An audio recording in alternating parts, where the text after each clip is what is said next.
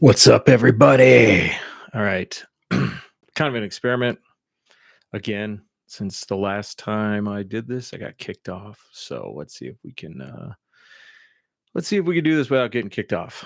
So see if anybody joins. I don't know how long I'll be on. Um, maybe 15, 20 minutes. Give it a shot. See what's out there. While we're waiting, let's go check out what is new on the. Let's see. I'm going to try this. This is the first time I'm doing this. Here's my screen. See what kind of bullshit is out there today. Oh, look at this. What kind of shoes are best for self-defense? Very interesting. Don't recommend that channel. All right. Let's see what else. Oh, I wanted to point out something that's been bothering me lately. And let's see here. Oh, I'm sharing my share.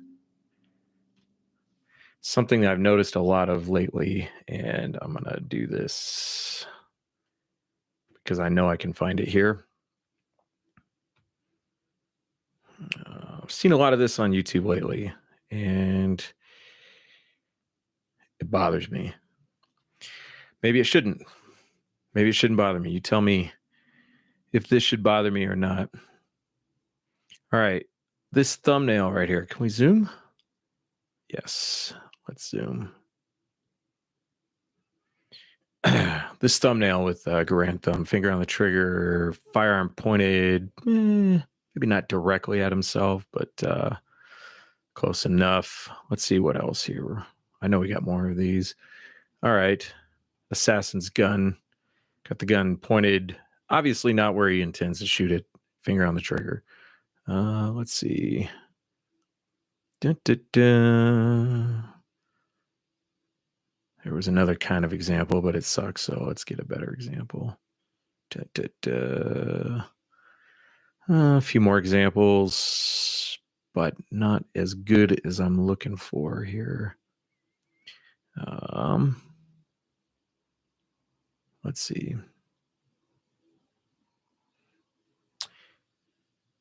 Now, well, anyway, if you start paying attention, you'll start noticing, especially from some of these bigger YouTube channels, we've got situations where we have fingers on triggers, guns pointed at each other, guns pointed at themselves.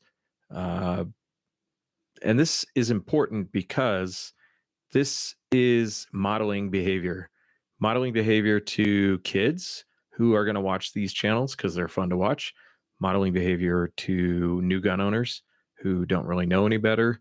Oh, I didn't mean to give him a click. Oh, no. Oh, no. Okay. Trying to get my I'm trying to get my screen resolution back here. Let's see if I can be fast enough. There we go. All right. Anyway, I've seen a lot of this lately and it's bugging the hell out of me. So what do you guys think? Am I overblowing this, or is this something that we should actually be calling out? Jumping into the comments and yelling at these creators. All right, stop sharing. All right, let's check the chat. Let's see if anybody's in here. Again, experiment. We'll see how it works. We'll see if anybody's interested. So I got kicked off last time because I was handling that piece of metal behind me. So I'm not going to handle it today.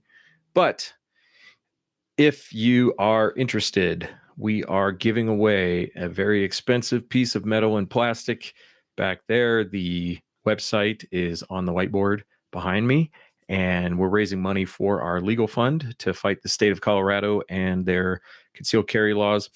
If you guys haven't been paying attention, CSSA, which is the Colorado Shooting Sports Association, FPC, the NRA, Magnum Shooting Center, and Second Amendment Foundation, I believe, I think it's Second Amendment Foundation, are suing the state of Colorado over the excise tax law.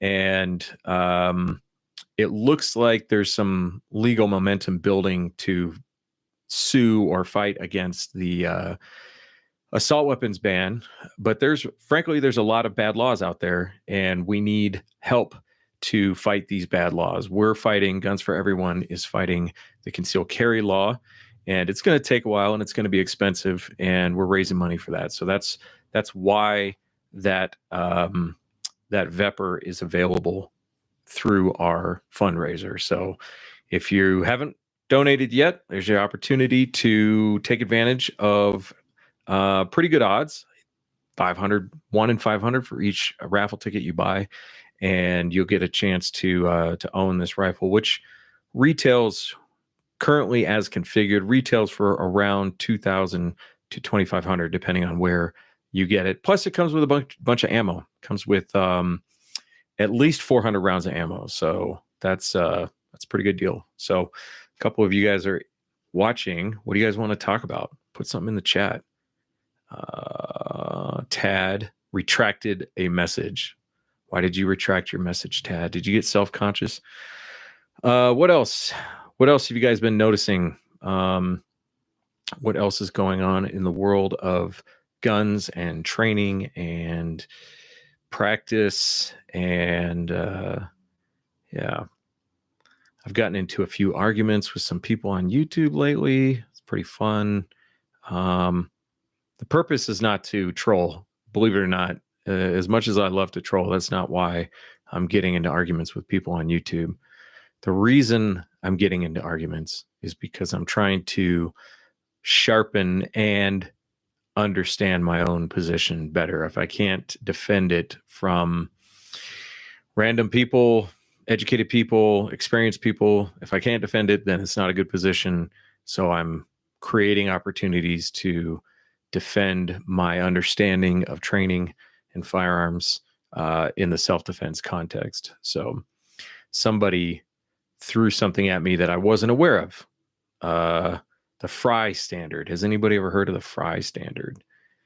Frye standard is, well, let's Google this shit right now. Frye standard. Wikipedia says the Frye test, or the Frye general acceptance test, is a judicial test used in some U.S. state courts to determine the admissibility of scientific evidence. It provides that expert opinion based on scientific technique is admissible only when the technique is generally accepted as reliable in the relevant scientific community. So somebody I was arguing with was saying that what I was saying didn't matter because it couldn't pass the Frye standard test. But we're not having a legal discussion. We're having a discussion about training, and I didn't see how that was relevant.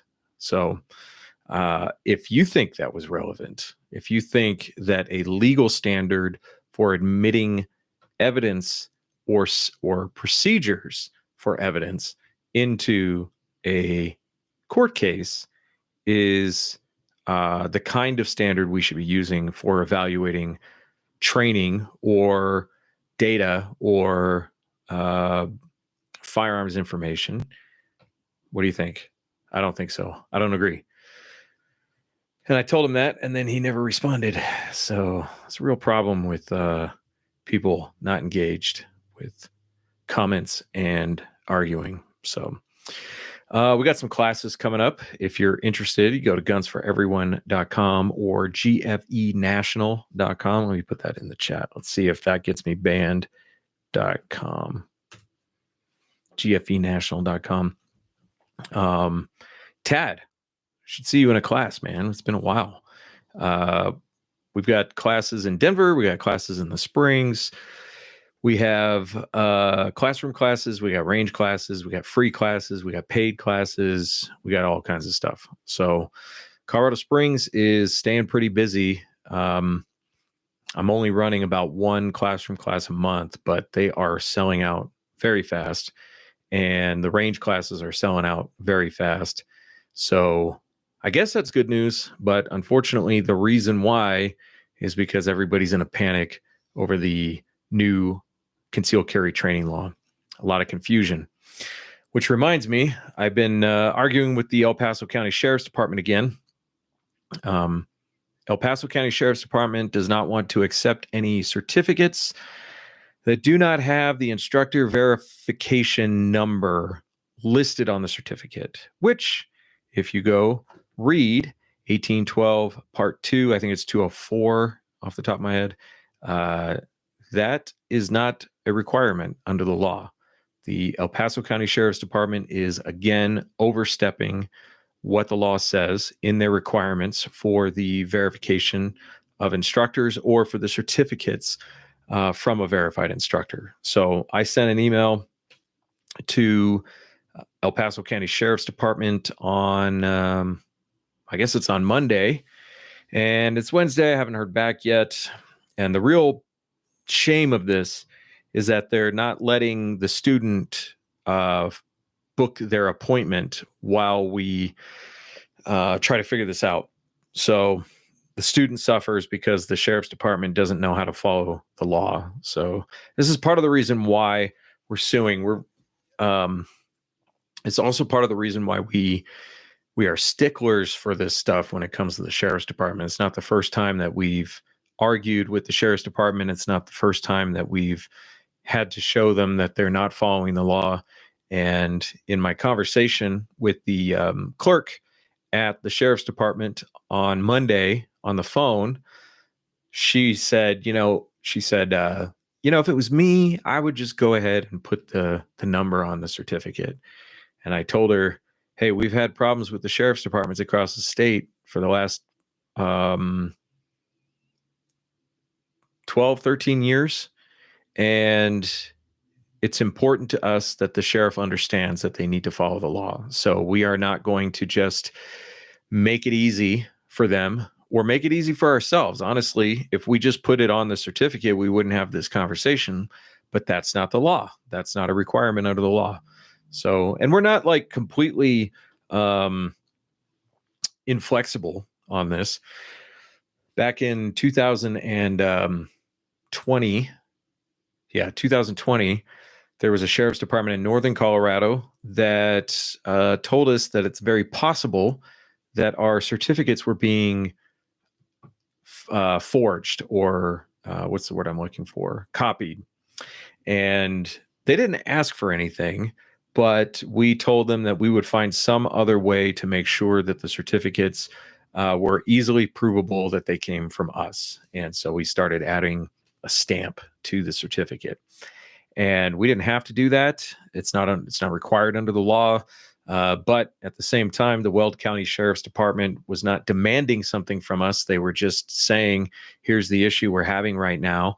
And we can't continue to operate if we're going to have, fake certificates floating around. So yeah, we're not totally inflexible, but when the sheriff's department is putting an extra burden on the citizen, the person who's trying to get their concealed carry permit, and creating new requirements out of thin air that are not within the law, then yeah, we're going to say something and we're going to hold them to that. So if I don't hear back from the sheriff's department by the end of today, I'm definitely calling them back tomorrow and getting somebody to answer my question, because this is going to affect more and more people as time goes on. So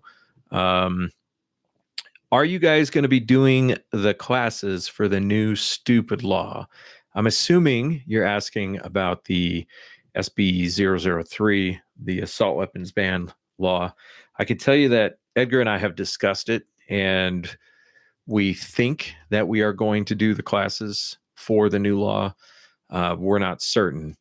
We have developed a plan. We think it'll work. It's a very big ethical question when it comes to that, which is, do we participate in such an egregious violation of your rights? So you could make the argument that, concealed carry permit is a violation of your rights, and doing the classes for free enables the system that requires those, requires the training, requires the certificate, requires the concealed carry permit. And certainly with the SB 003 law, that just takes it to the next level. We're talking gross violations of your rights. So, are we enabling it by participating in it and providing the required training class, or are we serving the public by providing this bullshit training for free for the people of the state? And honestly, neither Edgar or I can give you a strong reason why we should go either way on that. And so I don't know. I'm going to tell you guys something. I don't say this a lot.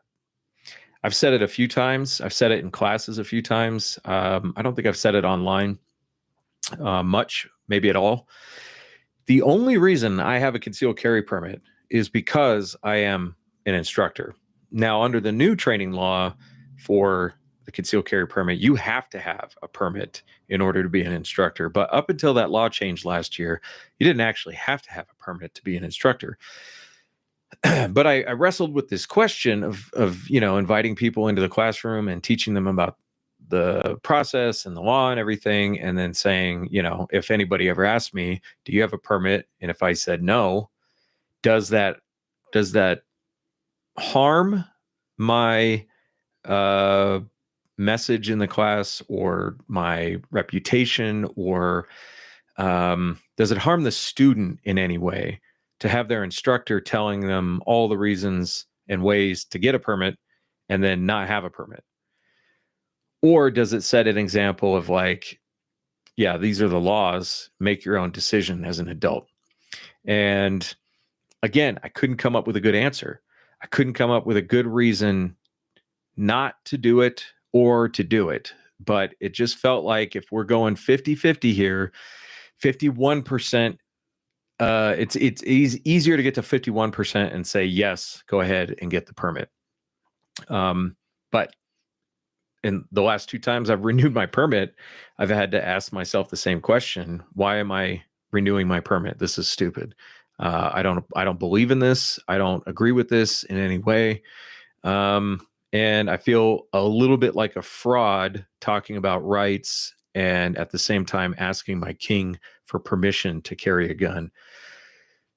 Now with the new law saying that you have to be a concealed carry permit holder in order to be a verified instructor, again, it's the same question. Do I participate in this or not? If I don't participate in it, then I can't provide free training to the public for something that I don't even agree with, the permit itself. I do agree with the training. I do agree with providing training and education to the public. I don't agree with the permit process. So all of that to say, Tad, probably, yeah, we are going to probably offer the class under the new stupid law. It will probably continue to be free. Yes, it is a lot of work. That is what we do. And yeah, so, but the little asterisk there is maybe not. Maybe we will decide not to. But we're leaning towards probably we will. For those of you who don't know, there is a new training requirement for you to buy assault weapons or semi-automatic rifles. And I didn't look at the last draft of the bill, so I don't feel comfortable saying what those requirements are, except to say that it's burdensome on you to take that training. And we do think that we're going to be able to offer some of the required training and make that available to the public. So, but it's not an issue until next summer. So we have a lot of time to think about it. For those of you who also didn't read the law and didn't know, under the new law, all magazines over 15 rounds are now going to be against the law. There is no grandfathering. It does away with the grandfather clause of the original magazine, high capacity magazine ban in 2013. And so that is, if you didn't know, that's a heads up. There's also a clause in the new law that says if any part of the law is struck down for any reason, then the rest of the law continues to survive. Only the parts that are specifically struck down within the law will be removed. Any other part of the law that was not struck down remains in place. So let's say we get, a lawsuit together and the Supreme Court in the state of Colorado strikes down the training requirement or the registration of the buyer's requirement, or any of that. If they don't strike down the magazine restriction, that part remains in place, even if the rest of the law is struck down. So this was a really, really bad law. And I think people kind of knew it was a really bad law, but they didn't really know much about it. And we have a responsibility as citizens to pay attention to what's going on in our state. There's other laws being passed right now, gun laws and other laws being passed in our state right now, and people have no idea.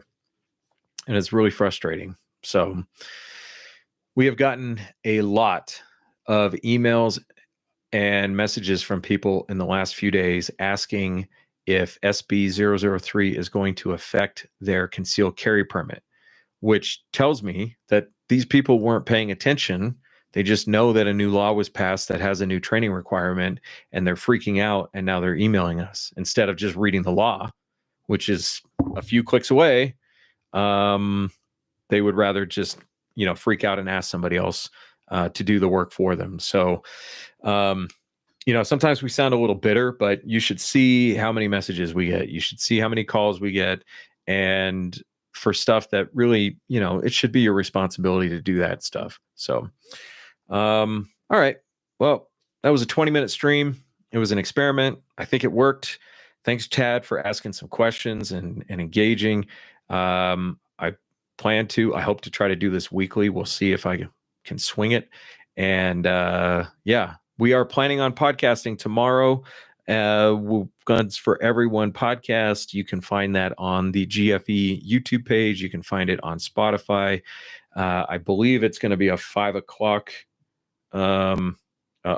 Edgar is asking me a question. You know what it means when Edgar asks me a question? It means I fucked up. It means that I need to check myself. Yeah. Okay. Yeah. He's mad at me. All right. So let's catch each other tomorrow for the podcast. Again, it's live, and I think we're going live at 5 o'clock. And otherwise, we got videos. We're on Instagram. We're on Twitter. We're on YouTube. I don't think we're on TikTok, but check us out, engage, ask questions, get involved. Please, please, please take responsibility for yourself and for your rights. So, all right, I'll catch you guys next time. Peace. Now I don't know how to shut this off. Peace.